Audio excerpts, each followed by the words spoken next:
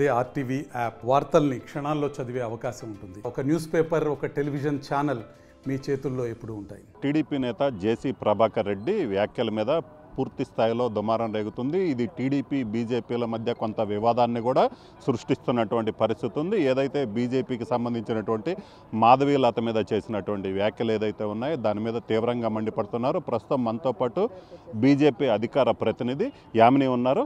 Madam చెప్పండి madam, ఏదైతే మాధవీలత మీద జేసీ ప్రభాకర్ రెడ్డి చేసిన వ్యాఖ్యలను ఎలా చూస్తారు మీరు?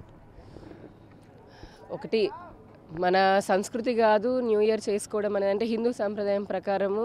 అలానే ఇంకొకటి, ఒకవేళ న్యూ ఇయర్ సెలబ్రేషన్స్ ఎవరైనా చేసుకోవాలని అనుకుంటే ఓన్లీ ఫర్ లేడీస్ అని చెప్పని పెట్టారు. ఎవరు? జేసీ ప్రభాకర్ రెడ్డి గారి కొడుకు జేసీ అస్మిత్ గారు ఇప్పుడు తాడిపత్రి ఎమ్మెల్యే లాగా ఉన్నారు.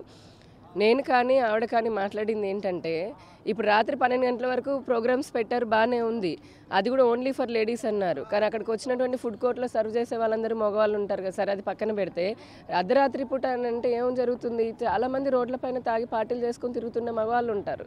మరి వీళ్ళకి ఇళ్ళకి వెళ్ళేటప్పుడు కానీ లేదంటే అక్కడ పార్టీలో కానీ మరి రక్షణ ఎవరు బాధ్యత వహిస్తారని మాత్రమే క్వశ్చన్ చేశాము.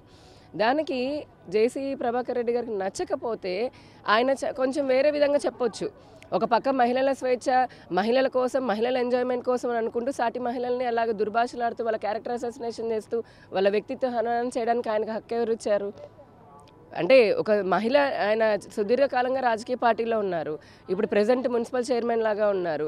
కనీసం మహిళల్ని ఏ విధంగా సంబోధించాలని కూడా వయసు పెద్దగా ఉంది కదా, మరి కొంచెం మాట ఆచితూచి మాట్లాడుంటే కాస్త సభ్యతగా ఉండేది. అలా కాకుండా బీజేపీ పైన పిచ్చి పిచ్చి ఆరోపణలు చేసేసి, లేదంటే మమ్మల్ని అడిగాము ప్రశ్నించిన వారిపైన ఈ విధంగా క్యారెక్టర్ అసాసినేషన్ చేయడం అనేది ఖచ్చితంగా మహిళా సమాజం మొత్తం తీవ్రంగా దీన్ని ఖండిస్తున్నాము. ఎవరైనా సరే ఇటువంటివి నచ్చకపోతే నచ్చలేదని చెప్పాలి, దానికి వేరే పద్ధతి ఉంటుంది. ఇంత అవసరం లేదు కదా, ఇన్ని మాటలు అనాల్సినటువంటి అవసరం అయితే లేదు.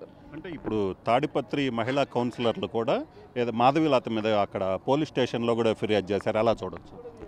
ఇప్పుడు వారి నాయకుడిని అన్నారు కాబట్టి, లేదంటే వాళ్ళు వాళ్ళ అధికార బలం చూపిస్తున్నారేమో కానీ అన్నదంటే తప్పే ఉంది. మేము ప్రశ్నించకూడదా? ఇంకంటే ఈ రాష్ట్రంలో ఎవరు వాళ్ళని ప్రశ్నించకూడదా? అలా ఏం లేదు కదా, ప్రశ్నించే హక్కు అందరికీ ఉంది కదా, రాజ్యాంగం కల్పించింది కదా.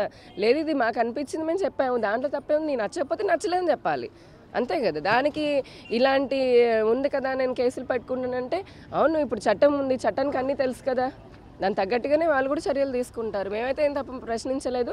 మహిళల రక్షణ కోసం మాట్లాడడం అనేది తప్పు అని వారి దృష్టిలో అనిపిస్తే మేము చేయగలిగిందేం లేదు.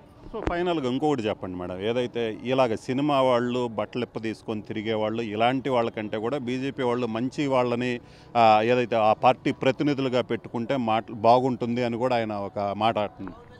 ఎప్పుడైతే ఆ రకంగా అంతటి నీచమైనటువంటి అసభ్యకరమైనటువంటి మాటలు మాట్లాడారో నాకు తెలిసి వారి వయసు తగ్గట్టుగా అప్పుడే విలువని తగ్గిపోయిందని చెప్పి నేనైతే భావిస్తున్నాను.